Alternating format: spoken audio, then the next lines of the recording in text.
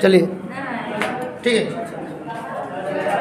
सवाल जो है ये 2018 का है। ठीक, इसमें है क्या, कह रहा है ना कि एक भुजा जो है ना, एक वर्ग है जिसकी भुजाएं क्या है, ए है, उसके चारों कोनों पर इस्तेमाल क्यू आवेश रखा गया है। चारों कोनों पर इस्तेमाल क्यू आवेश रखा गया है। ठीक है, उसके बाद क्या कर रहा है यहाँ पर कि डी बिंदु डी पर रखे आवेश पर लगने वाले बल का मान ज्ञात कीजिए। अच्छा, चारों कोनों पर ना जो भी आवेश रखा गया है वो सेम है और समान जब भी आवेश रहेगा तो प्रतिकर्षण कार्य करेगा। क्या करेगा? प्रतिकर्षण का कार्य करेगा ना। अब यहाँ पे समझना होगा कि ए के कारण डी पर रखे आवेश पर जो लगने वाला बल रहेगा वो प्रतिकर्षण का रहेगा। प्रतिकर्षण माने ए वाला आवेश इनको ना बाहर धक्का देके भेजना चाहेगा। मतलब ए वाला आवेश जो यहाँ पे है वो डी वाले आवेश को कहेगा ना तुम बाहर जाओ इधर। ठीक है, तो ये इधर इनके कारण जब बल लगेगा तो यह डी पर लग रहा है ए वाले के कारण।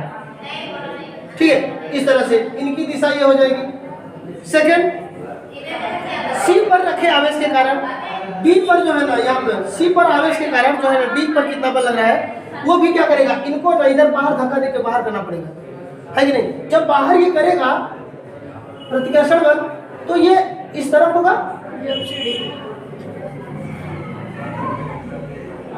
है ना, इनकी दिशा इस तरफ हो जाएगी। अच्छा, डी पर रखे आवेश पर सी के कारण, इसका मतलब एफ। ठीक है, तो डी पर ना अभी कितने बल कार्य कर रहे हैं, लग रहा है 2। ठीक है, लेकिन ना डी पर एक और बल कार्य करेगा। बी पर रखे आवेश क्यू के कारण डी पर आवेश पर जो रखा है बिंदु डी पर उस पर कितना बल लगेगा ना उसको भी देखना है कि नहीं। तो ये भी ना समान प्रकार के हैं, ये भी इनको बाहर भेजना चाहेगा। बाहर मतलब कहेगा तुम इस दिशा में जाओ, ये। ठीक है, अब उसके बाद यही दिशा से होता हो जाएगा। ठीक है, जब इस दिशा से होता हो जाएगा तो यह है क्या, F D B, F D B. अच्छा, यहाँ पे कोण कितना है, 90, है ना, वर्ग का प्रत्येक कोण 90 डिग्री। तो इधर कोण 45 और ये भी 45 डिग्री। समझिएगा, अगर ये 45 है ना तो यहाँ पर भी ये वाला कोण जो है ना आएगा कितना, 45 डिग्री, और इधर वाला भी कोण 45 डिग्री आएगा। ठीक है, क्योंकि ये 90 से ना एकदम ठीक सीधे आ रही है ना। तो यहाँ पर अब देखना क्या है कि अच्छा ये हुआ कैसे है ना, समझिए कि कभी अगर ना ऐसे कोण कोई काटे तो यहाँ पर ना जो कोण बनेगा वही कोण यहाँ पे बनेगा शीर्षाभिमुख के कारण। ठीक, तो ऐसे यहाँ पे कर दिया गया। अब यहाँ पर ना समझना होगा कि कभी भी ना जब दो बल एक दूसरे से, ये F1 है और ये F2 है, अगर 90 डिग्री पर कार्य कर रहे हो और दोनों बल बराबर है, F1 और F2 बराबर है, तो उनके बीच जो ना परिणामी आएगा, जो परिणामी का कोण होगा उन दोनों का, वो ना उनके ठीक बीचों बीच मतलब 45 डिग्री से होकर जाएगा। चाहे इधर से 45 नापिए, चाहे इधर से 45 नापिए, इस तरह से। ठीक है, जब दो बल एक दूसरे से 90 डिग्री पर कार्यरत हो, जब दो बल एक दूसरे से 90 डिग्री पर कार्यरत हो और दोनों बल का मान समान हो तो उनका जो परिणामी होगा उनके ठीक बीचों बीच से, अर्थात 90 का आधा 45, तो 45 से होके जाएगा। इसका मतलब यहाँ पे समझिएगा, ये यहाँ पर भी क्यू आवेश, यहाँ पर भी क्यू आवेश, ठीक है, और यहाँ पर क्यू और यहाँ पर भी क्यू।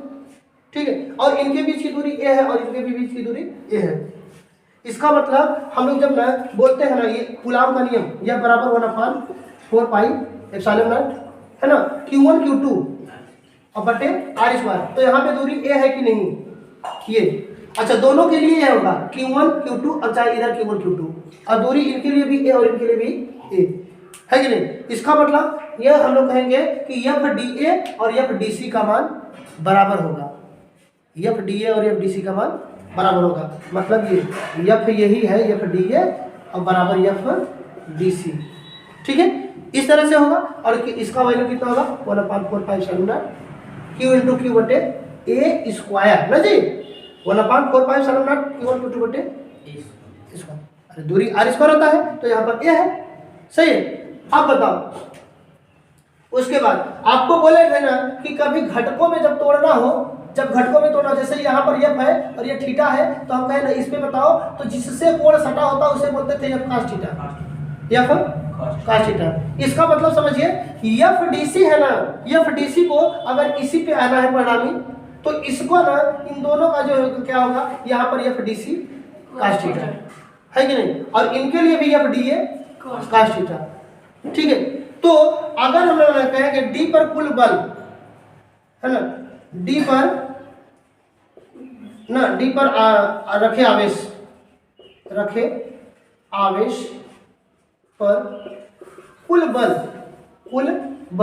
कितना होगा, तो एक ही में ना सब लगेगा। एक यहाँ पर क्या है, एफ डीबी है, एक यहीं पर आया है एफ डीसी cos थीटा, और एक और आ रहा है इसी पे, इसका घटक है कि नहीं, तो यहाँ पर कौन आ रहा है, F D A cos theta.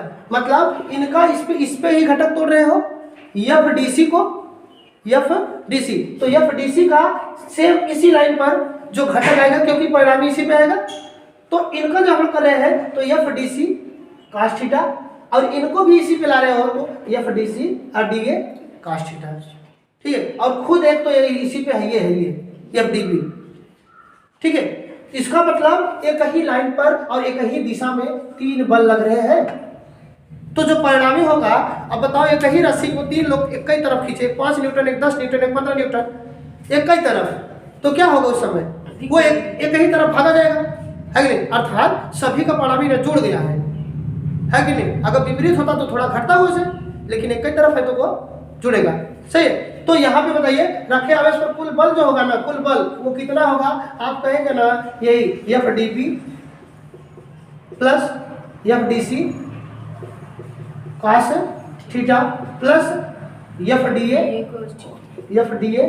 cos theta. ठीक है, अब cos जो थीटा है, थीटा का वैल्यू 45 डिग्री, थीटा का वैल्यू कितना है यहाँ पे 45 डिग्री है ना। अब उसके बाद अच्छा एक और बात रखिए यहाँ पे, कौन सा, जो एफ डी बी है, तो डी से बी की दूरी कितनी होगी, ये भी चेक करना पड़ेगा, डी से बी की दूरी, क्योंकि हम लोग कूलाम के नियम में दूरी आना है, तो जब दूरी आएगा तो यहाँ का दूरी नहीं पता है। अब आपको पता होना चाहिए कि अगर ना वर्ग है, ऐसे वर्ग, तो वर्ग है, अगर इनको ऐसे मिला दो, ऐसे मिटा दो ऐसे, तो ये भी ए था और ये भी ए था। ठीक है, तो यहाँ पे 90 डिग्री ये समकोण त्रिभुज बन जाता है, और समकोण त्रिभुज जब बन गया ना, तो समकोण त्रिभुज में ये कर्ण बन गया। अब कर्ण बराबर ना कर्णी में लंब स्क्वायर प्लस आधार स्क्वायर, तो लंब भी ए है और इसका भी स्क्वायर, और आधार भी ए है तो इसका भी स्क्वायर, तो ये कर्णी में ए स्क्वायर 2a स्क्वायर, जहां से हम लोग कहेंगे यहाँ ए स्क्वायर बाहर आ जाएगा, अर्थात ए कर्णी में 2, ए कर्णी में 2। ठीक है, तो अब बताइए बी से डी की दूरी कितनी आ गई, ए कर्णी में 2 आ जाएगी। समझ में इस बात को। अच्छा, अब अगर ना ए कड़ी में 2 आ गया, तो यहाँ पर ना देखिए डीबी के लिए भी ना, ये जब डीबी के लिए भी क्यू और यहाँ पर भी क्यू, तो जब इसका वैल्यू निकालना पड़ेगा टोटल फोर्स के लिए, टोटल फोर्स कितना पर लग रहा है बी तो डी वाले आवेश पर, तो 1/4 pi epsilon not Q1 Q2, तो यहाँ पर भी क्यू, यहाँ पर भी क्यू, तो Q1 Q2 मतलब क्यू इंटू क्यू है ना। अब बटे दूरी, तो दूरी कितना है, ए कड़ी में 2 का स्क्वायर है ना, डीबी के लिए ना, हो गया।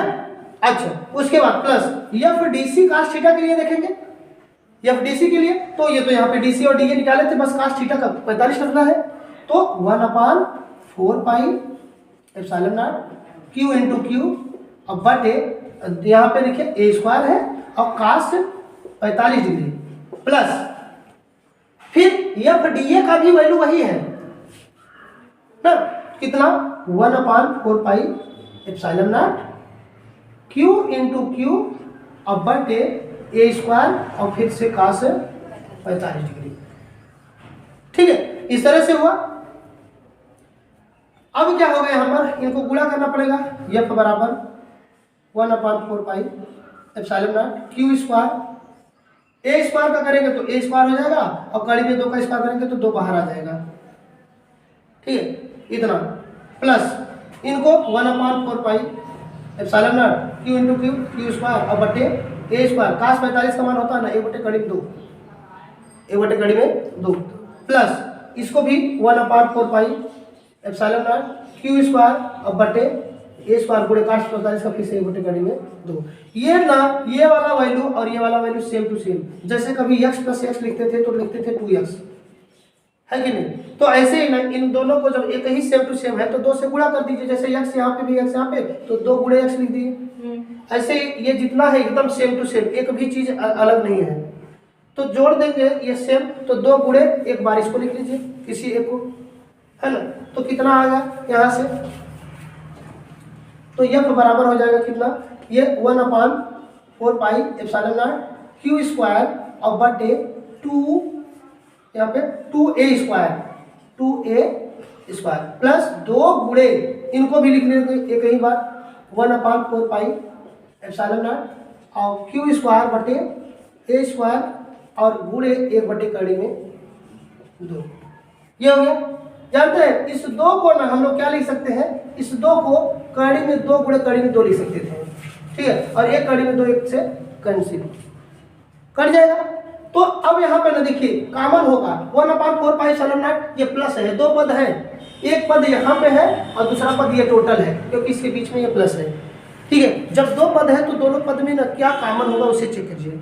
1/4 पाई एप्सिलॉन नॉट और यहाँ पर भी 1/4 पाई एप्सिलॉन नॉट और यहाँ पर भी क्यू स्क्वायर और यहाँ पर भी ए स्क्वायर, यहाँ पर भी क्यू स्क्वायर और यहाँ पर भी ए स्क्वायर। इसका मतलब अगर दोनों में से कॉमन करना है तो 1/4 पाई एप्सिलॉन नॉट और क्यू स्क्वायर बटे ए स्क्वायर कॉमन लेंगे और बचेगा इसके अंदर यहाँ पर 2 बचेगा नीचे, वो भी 1/2 प्लस, ठीक है। और यहाँ पर देखिए एक तो इस 2 को ना एक यहाँ पे कड़ी में काट दिए थे तो ऊपर कड़ी में 2 बचा है, कड़ी में 2 बचा है तो यहाँ पे कड़ी में 2, ठीक है, इतना ही रहेगा। अच्छा इसको अब इसको हाँ 1 बचा है ना, नीचे तो कुछ नहीं बचेगा, जैसे 1 है तो कोई मतलब नहीं रहेगा, है कि नहीं। अरे कड़ी में 2 गुणे 1 करोगे तो कड़ी में 2 ही आएगा और नीचे भी अगर कुछ नहीं बचा क्योंकि 1/4 पाई से क्यों ये सब बाहर आ गया, है कि नहीं। अब तीरिया कर लो ना, बस वही हो जाएगा, मतलब ना ये 1 + 2 कड़ी में 2 बटे 2 हो जाएगा, ठीक है। तो इस तरह से इसी का ना ये लास्ट में हम लोग देखेंगे यही आंसर आ जाता है, ठीक।